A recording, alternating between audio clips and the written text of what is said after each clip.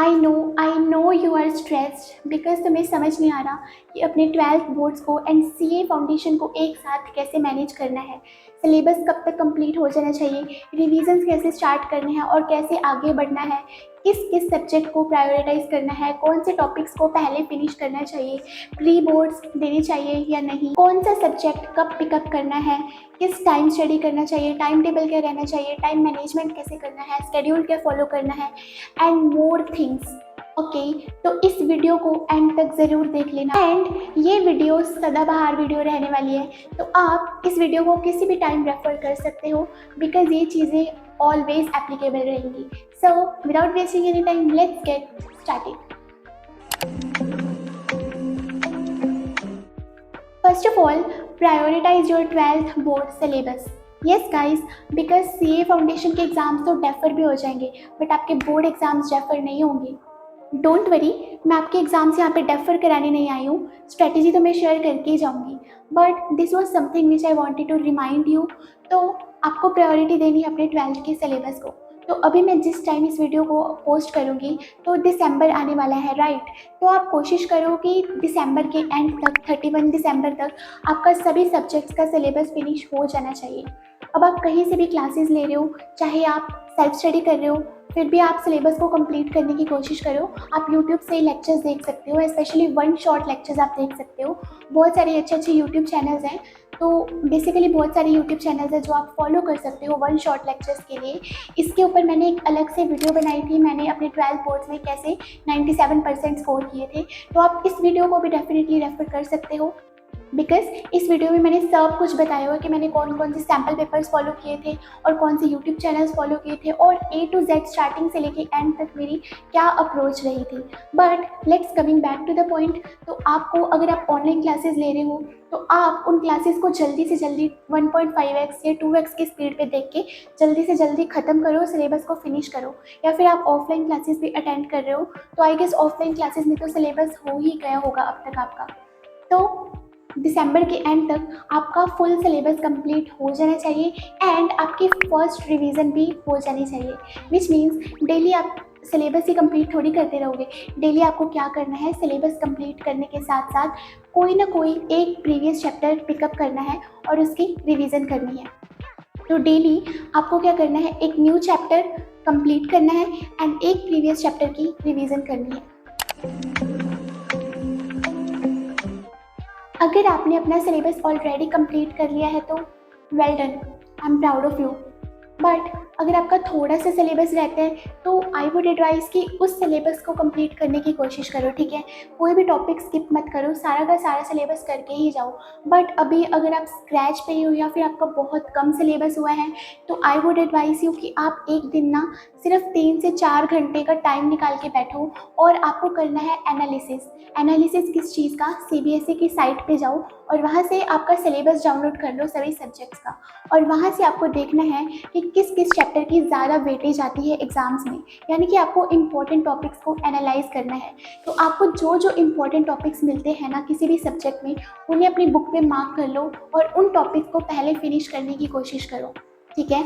तो इस तरीके से दिसंबर के एंड तक आते आते इम्पॉर्टेंट टॉपिक्स तो आपके डेफिनेटली हो ही जाने चाहिए।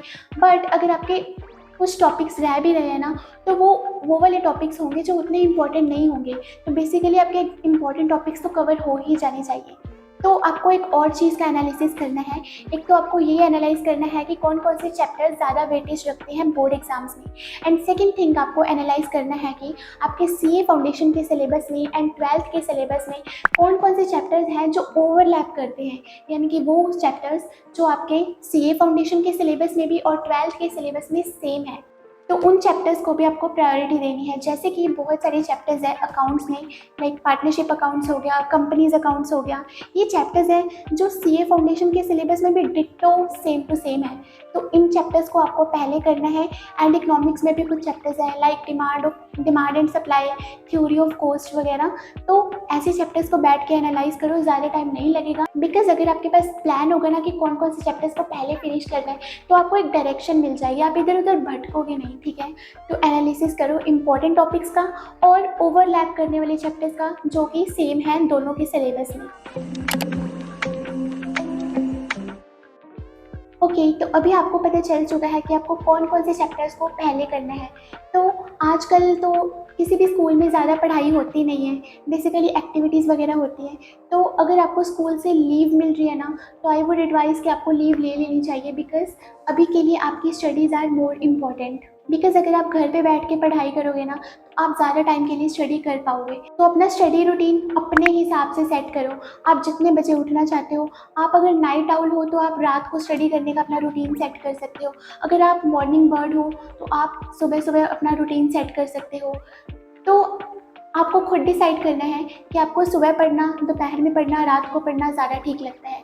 तो टाइम स्लॉट्स भी आपको बनाने हैं कि लाइक सुबह 3 घंटे मैं अकाउंटेंसी पढ़ लूँगी और उसके बाद 1 या 2 घंटे का ब्रेक, और दोपहर को 3 घंटे का स्लॉट होगा मेरा बिजनेस स्टडीज़ का, और शाम को 3 घंटे का स्लॉट होगा मेरा इकोनॉमिक्स का। This was just an example. इस तरीके से अगर आपको 3 घंटे कंटिन्यूसली स्टडी करना डिफ़िकल्ट लगता है तो आप स्मॉल स्लॉट्स ले सकते हो, लाइक 2 आवर्स के स्लॉट या 1 आवर का स्लॉट। ठीक है, एक और चीज़ आ जाती है, आजकल प्री बोर्ड्स का ज़माना शुरू होने वाला है कुछ डेज़ में, राइट? तो आपको प्री बोर्ड्स देने चाहिए नहीं। तो देखो, मेरी एडवाइस तो यही है कि आपको प्री बोर्ड्स दे देनी चाहिए, बिकॉज़ इससे आपको अपना पोटेंशियल पता चल जाएगा। अगर आपके अच्छे नंबर आएंगे तो अच्छी बात है, लेकिन अगर आपके अच्छे नंबर नहीं आएंगे तो उससे भी अच्छी बात है, बिकॉज़ फिर आपको गिल्टी फील होगा कि हाँ, मुझे और पढ़ने की ज़रूरत है।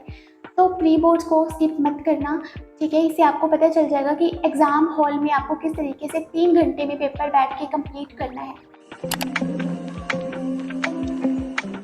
सिलेबस कंप्लीशन के बारे में तो मैंने बता दिया कि वन शॉट लेक्चर्स वगैरह देख लेना। अभी आपको करनी है रिवीजन। तो आपको डेली रिवाइज भी करना है एंड आपको डेली किसी न किसी न्यू चैप्टर को पिकअप भी करना है। अगर आपका सिलेबस ऑलरेडी कंप्लीटेड है तो आप ये पूरा का पूरा टाइम सिर्फ रिवीजन को डेडिकेट कर सकते हो। तो आपको डेली 3 से 4 आवर्स स्पेसिफिकली रिवीजन के लिए निकालने ही हैं। तो देखो, रिवीजन आप कैसे भी कर सकते हो, वन शॉट लेक्चर से भी कर सकते हो, बट आपको उस चैप्टर को खुद से भी रिवाइज करना है, बिकॉज हमें चीज़ें याद तभी रहती हैं जब हम उसे खुद से रिकॉल करते हैं। तो रिवीजन के लिए एक चीज़ तो ये हो गई। एंड सेकंड चीज़ है, अपने खुद के नोट्स बनाओ। मैंने अपने 12th में सारे के सारे अपने सेल्फ मेड नोट्स बनाए थे, बट अगर आपको लग रहा है कि आपके पास ज़्यादा टाइम नहीं है तो आप कहीं ऑनलाइन रिसोर्सेज फाइंड कर सकते हो नोट्स वगैरह के लिए, अगर आपको उनसे समझ आ रहा है तो।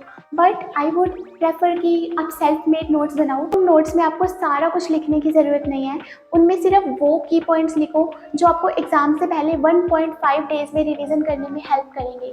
जैसे कि आप अपने नोट्स में की पॉइंट्स, डेफिनेशंस, इंपॉर्टेंट फॉर्मूलाज, ये सब चीज़ें लिख सकते हो। सपोज़ करो आपने इकोनॉमिक्स में नेशनल इनकम वाला चैप्टर उठाया, तो उस चैप्टर में बहुत सारे फॉर्मूलाज हैं, तो आप अपने नोट्स में सिर्फ और सिर्फ फॉर्मूलाज लिख लो। और जैसे जैसे आप क्वेश्चन सॉल्व करोगे ना, कुछ क्वेश्चंस होंगे नेशनल इनकम के जो आपसे हो जाएंगे, तो वो क्वेश्चंस जो आपसे हो जाएंगे उन्हें क्रॉस कर दो। आज के बाद वो क्वेश्चंस आपको दिखने नहीं चाहिए, और जो क्वेश्चंस आपसे नहीं हो रहे हैं, जो पूरे के पूरे क्वेश्चन ही आपसे सॉल्व नहीं हो रहे हैं, उस पर 4 मार्क कर लो, ताकि आपको एग्ज़ाम के बीच जो हॉलीडेज़ होंगी ना, मतलब जो गैप होगा, तो वहाँ पे आप उन क्वेश्चंस को रिवाइज कर सकते हो।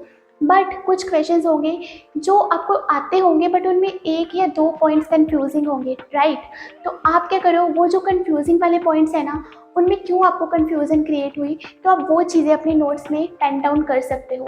तो इस तरीके से नोट्स का कोई प्रॉपर फॉर्मेट नहीं होता कि इसी तरीके से बनाने, आपको जैसे समझ आ रहे हैं ना वैसे बना लो। आपको चार्ट्स बनाने हैं वो बना लो, बट अभी कलरफुल पेन्स का यूज़ करने मत बैठना, बिकॉज अभी आपके पास लिमिटेड टाइम है, तो ज़्यादा डेकोरेट वगैरह मत करना। सिंपल से नोट्स बनाओ ब्लैक एंड ब्लू पेन का यूज़ करके, मैं भी यही करती होती थी। तो नोट्स में आपको सिर्फ लिखनी है इंपॉर्टेंट चीज़ें, और बहुत लिमिटेड चीज़ें लिखनी है आपको नोट्स में, बिकॉज एग्ज़ाम से पहले आप बहुत सारा सिलेबस तो राइट रिवाइज करके नहीं जाओगे ना, तो बहुत लिमिटेड चीज़ें लिखो नोट्स में। बेसिकली आपके नोट्स ऐसे होने चाहिए कि जैसे ही आप उन नोट्स को पढ़ो ना, आपको पूरा का पूरा चैप्टर रिकॉल हो जाए। But again there is another option, अगर आपको खुद के नोट्स नहीं बनाने हैं तो आप टेलीग्राम वगैरह से कोई नोट्स ग्रुप ज्वाइन कर सकते हो, जहाँ से आपको नोट्स वगैरह मिल जाएंगे। तो अगर आपको वहाँ से समझ आ रहा है, आप वो वाले नोट्स भी ले सकते हो। अगेन दिसंबर के एंड तक आपका सिलेबस कंप्लीट हो जाएगा। आपकी सभी सब्जेक्ट्स की फर्स्ट रिवीजन कंप्लीट हो जानी चाहिए। एंड जब आपकी फर्स्ट रिवीजन कंप्लीट हो जाएगी ना, आप नोट्स वगैरह भी बना लोगे, तो उसके बाद आपको करने हैं सैम्पल पेपर्स। तो आपको क्या करना है, सीबीएसई की जो official sample paper CBSE release करेगा ना, वो तो आपको डेफिनेटली करके ही जाने हैं। उसके अलावा अगर आपके पास एक्स्ट्रा टाइम है, अगर आपका सिलेबस ऑलरेडी कंप्लीट हो चुका है, तो आप थोड़े बहुत और सैम्पल पेपर्स भी कर सकते हो। तो सैम्पल पेपर कौन से रेफर करने चाहिए वो मैंने अपनी वो दूसरे वाली वीडियो में बताया हुआ है, link I provide in the description box. और सैम्पल पेपर्स को ऐसे नहीं करना कि देख लिया कि हाँ ये वाला क्वेश्चन है, ठीक है, ये करा हुआ है।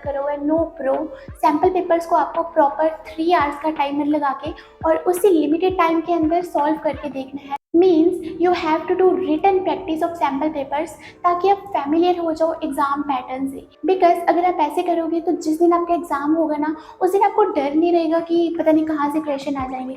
बिकॉज आपको पता होगा ऑलरेडी कि किस किस तरीके से आपको टाइम मैनेजमेंट करना है इन 3 आवर्स के अंदर। तो सैम्पल पेपर्स मेनली यही चीज़ सिखाने के लिए होते हैं हमें। तो पहले आपको क्या करना है, अपना सिलेबस कंप्लीट करना है, उसके बाद आपको रिवीजन करनी है, नोट्स बनाने हैं। एंड जब आपका सब कुछ हो जाए तो एग्ज़ाम से पहले, एग्ज़ाम से लास्ट 15 डेज़ में आप सैम्पल पेपर सॉल्व कर सकते हो अगर आपकी इच्छा हो तो। एंड कितने सैम्पल पेपर सॉल्व करने चाहिए, इट डिपेंड्स अपॉन यू। अगर आपका सिलेबस ही बहुत कम फिनिश हुआ है तो आप सिर्फ ऑफिशियल सैम्पल पेपर करके चले जाओगे तो वो चल जाएगा। बट अगर आपका सिलेबस बहुत पहले से फिनिश हो चुका है तो आई वुड एडवाइस यू कि आप हर सब्जेक्ट के 3 to 4 सैम्पल पेपर्स तो करके ही जाओ। तो 3 to 4 सैम्पल पेपर्स हो गए अकाउंट्स के, 4 सैम्पल पेपर बिजनेस स्टडीज़ के एंड 4 सैम्पल पेपर इकोनॉमिक्स के, यानी कि 12 सैम्पल पेपर्स। और एक्स्ट्रा 3 सैम्पल पेपर्स लगा लो अदर सब्जेक्ट्स के, like English, physical education, music, जो भी सब्जेक्ट्स आपने 12th में लिए हुए हैं। तो देखा जाए तो एग्ज़ाम से पहले 15 डेज़ में आप निकाल लोगे ना, 15 डेज़ में अगर आप डेली एक एक सैम्पल पेपर भी सॉल्व करोगे तो भी हो जाएगा। ठीक है, तो सैम्पल पेपर आप जनवरी के मंथ में करने स्टार्ट कर सकते हो सके तो दिसंबर में भी कर सकते हो, it's totally your choice. You can also solve previous year questions but only if you have enough time, okay? अगर आपके पास ज़्यादा टाइम नहीं है तो सिर्फ सैम्पल पेपर्स करके जाओगे तो भी चल जाएगा। बट अगर आपको ऑल इंडिया रैंक वगैरह लेके आनी है तो आपको प्रीवियस ईयर क्वेश्चंस करने पड़ेंगे, इट इज़ इम्पॉर्टेंट। ओके, तो दिसंबर तक तो आपका 12th का सिलेबस इस तरह से मैनेज हो जाएगा। एंड आपको 1 जनवरी से क्या करना है, अपना सीए फाउंडेशन की प्रिपरेशन स्टार्ट कर देनी है। एंड 1 जनवरी से न्यू ईयर होगा तो आपके अंदर खुद ही मोटिवेशन होगा कि चलो आज 1 डेट से ही हम नई शुरुआत करते हैं। तो आपको क्या करना होगा, डेली आप क्या करोगे, अपने 12th के टॉपिक्स को रिवाइज भी करोगे एंड डेली 1 से 2 आवर्स आप स्पेशली निकालोगे अपने सीए फाउंडेशन के टॉपिक्स को कवर करने के लिए। एंड अगेन सीए फाउंडेशन में आपको सिर्फ वही टॉपिक्स करने हैं जो आपके सिलेबस के साथ ओवरलैप करते हैं। ओके, तो आई वुड एडवाइस यू कि सीए फाउंडेशन में ना आप सिर्फ 2 सब्जेक्ट्स पिकअप करना अभी के लिए, that is accounts and economics. अगर आपके पास इकोनॉमिक्स की जगह मैथ्स है 12th में तो आप अकाउंट्स के साथ मैथ्स को पिकअप कर सकते हो। बट कोई भी न्यू टॉपिक जो सीए फाउंडेशन में है उसे स्टार्ट मत करना, ठीक है? और लॉ को तो बिल्कुल ही स्टार्ट मत करना, बिकॉज अगर आप लॉ को अभी से स्टार्ट कर दोगे ना तो आप अपने एग्जाम्स तक भूल जाओगे law, because it is a theory subject. तो इसे अगर डेली रिवीजन चाहिए होती है और अगर आप डेली रिवाइज नहीं करोगे लॉ को तो आप भूल जाओगे। तो अभी के लिए आप सीए फाउंडेशन की सिर्फ 2 सब्जेक्ट्स को ही पिकअप करना, ओके? और उनमें भी सिर्फ वो टॉपिक्स जो आपके सिलेबस के अंदर ऑलरेडी हैं, जो आपने अपने 12th में ऑलरेडी पढ़ चुके हो। एंड सीए फाउंडेशन को कैसे स्टडी करना है उसके लिए तो मैंने अपने चैनल पे बहुत सारी वीडियोस अपलोड करी हुई हैं। तो आपको किसी भी सब्जेक्ट में दिक्कत आ रही है तो आप वो वीडियोस देख सकते हो, उनमें मैंने पूरा डिटेल में बताया है कि सब्जेक्ट को स्टार्ट कैसे करना है, कंटिन्यू कैसे करना है, एंड कैसे करना है। So you can check them out, okay? So after your board exams are over, you can completely focus on only your CA foundation. तो अब आप सभी सब्जेक्ट्स को पिकअप कर सकते हो, लॉजिकल रीजनिंग, मैथ्स, लॉ। अब से पहले आपको डेली थोड़ा थोड़ा टाइम निकालना पड़ता था, लेकिन उसका फ़ायदा ये हुआ कि आपका थोड़ा थोड़ा सिलेबस कंप्लीट हो गया था सीए फाउंडेशन का। अब आपके पास थोड़ा टाइम है लेकिन आपका थोड़ा सा सिलेबस ऑलरेडी कंप्लीटेड है। तो अब इस टाइम में आपको डेली आपको कम से कम 8 से 10 आवर्स की प्रोडक्टिविटी निकालनी पड़ेगी। वैसे मैं कभी कहती नहीं होती कि इतने नंबर ऑफ आवर्स स्टडी करना चाहिए, because it is completely subjective and it depends upon person to person. But 8 to 10 hours तो आपको निकालने ही पड़ेंगे, देखा जाए कि टाइम लिमिटेड है आपके पास, right. And I am sure अगर आप डेडिकेटेड रहोगे, फर्स्ट डे से ही कंसिस्टेंट रहोगे, तो आप कर लोगे। Okay, here are the few most important things which you need to keep in mind. That is, मैंने आपको जो एक्शन प्लान बताया है ना, ये सभी टाइप के स्टूडेंट्स के लिए एप्लीकेबल है, लेकिन आपको इसे प्रॉपरली यूज़ कैसे करना है वो आपको खुद डिसाइड करना पड़ेगा। कितने घंटे स्टडी करना है, कौन से सब्जेक्ट को ज़्यादा स्टडी करना है, बिकॉज मुझे नहीं पता आपका स्ट्रॉन्ग सब्जेक्ट कौन सा है और वीक सब्जेक्ट कौन सा है, राइट। तो आपको ये चीज़ें खुद डिसाइड करनी पड़ेंगी। बट मैंने आपको बता दिया कि आपका सिलेबस कब तक हो जाना चाहिए, कैसे कैसे आपको टैकल करना है, कैसे आपको रिविजन्स करनी चाहिए, सैम्पल पेपर्स वगैरह, ये सब चीज़ें मैं बता सकती हूँ। उससे आगे आप पे डिपेंड करता है कि आप किस तरीके से इस रूटीन को फॉलो कर रहे हो। ओके, अगर आप अच्छे मार्क्स लाना चाहते हो, अच्छा स्कोर लाना चाहते हो, तो आपको कल से ही डेडिकेटेड होकर पढ़ाई करनी पड़ेगी। तो अभी जब तक आपके बोर्ड एग्ज़ाम्स नहीं हो जाते, तब तक अपने मोबाइल में सोशल मीडियाज़ वगैरह को डिलीट कर दो, और आपको जो चीज़ें डिस्ट्रैक्ट करती हैं, तो टॉक्सिक फ्रेंड्स को अपनी लाइफ से कट ऑफ कर दो। आपको डिसिप्लिन रहना पड़ेगा, कंसिस्टेंट रहना पड़ेगा। एंड सेकंड थिंग है कि खुद को दूसरों से कंपेयर मत करो। अपने दोस्तों से मत पूछो कि तेरा कितना सिलेबस हो गया, तेरा कितना हो गया। क्या कर लोगे, उन्होंने अपने पेज से सिलेबस किया है ना, आप अपने पेज से चल रहे हो। और अगर आपका सिलेबस उनसे ज़्यादा हुआ होगा तो आपको ओवर कॉन्फिडेंट फील होगा, और अगर आपका सिलेबस उनसे कम हुआ होगा तो you will feel under confident. So better is कि खुद को दूसरों से कंपेयर मत ही करो। ओके, खुद पे भरोसा रखो। खुद पे भरोसा रखोगे तो सब कुछ हो जाएगा, because nothing can beat your courage.